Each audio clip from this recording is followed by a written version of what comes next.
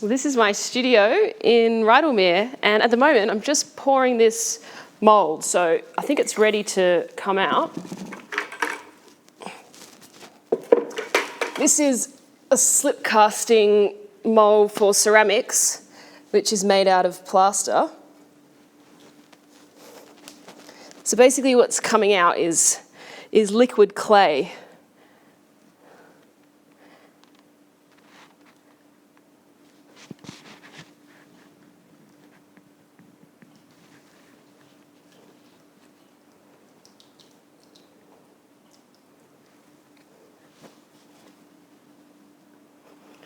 So that'll be ready to open up tomorrow.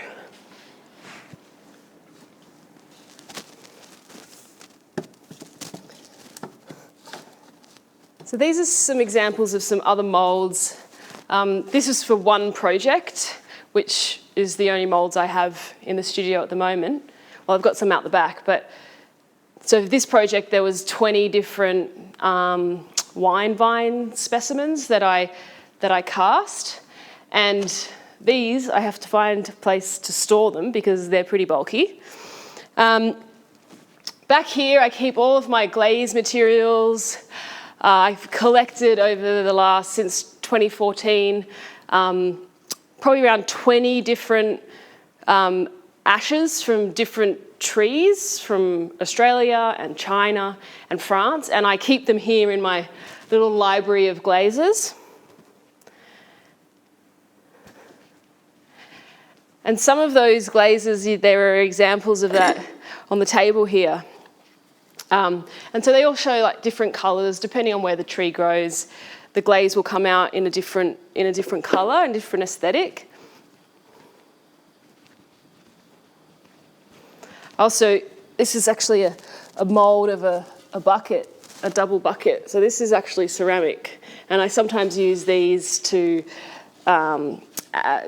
create different type of sculptural works by adding some of my branches into the bucket.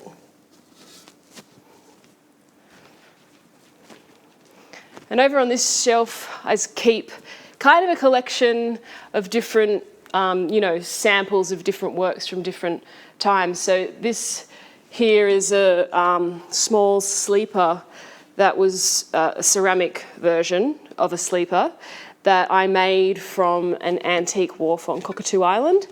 And then I burnt the wharf down, collected the ash, and from the ash made this glaze.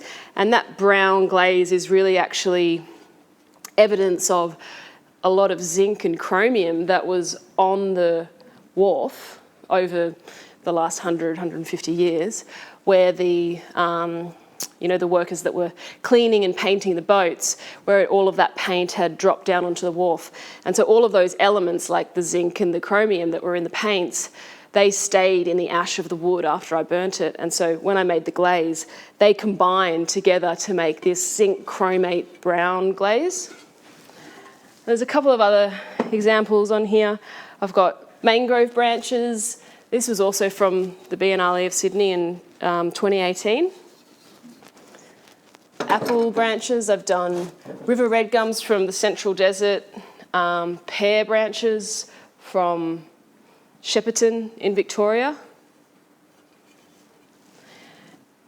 I've actually done some salt firing as well. So these little cups, I did a project on Cockatoo Island where the public engaged with the work, and they made these salt harvesting vessels. And I'd actually harvested salt from Sydney Harbour to use as the glaze material. So on Cockatoo Island during the Biennale, I built a kiln and people were invited to participate in the work. And then when we fired that on site, and then these objects became a part of the final work. And I do like, the clay here is actually made with sandstone from Sydney Harbour.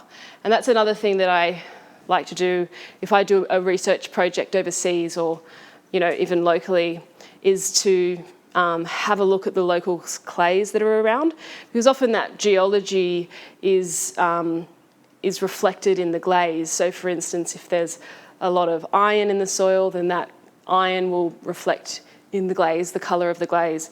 And these little pots are actually from Paris, and it was a clay that I collected from the base of Montmartre. And it came out of the ground green, and then when we fired it, it turned this orange colour.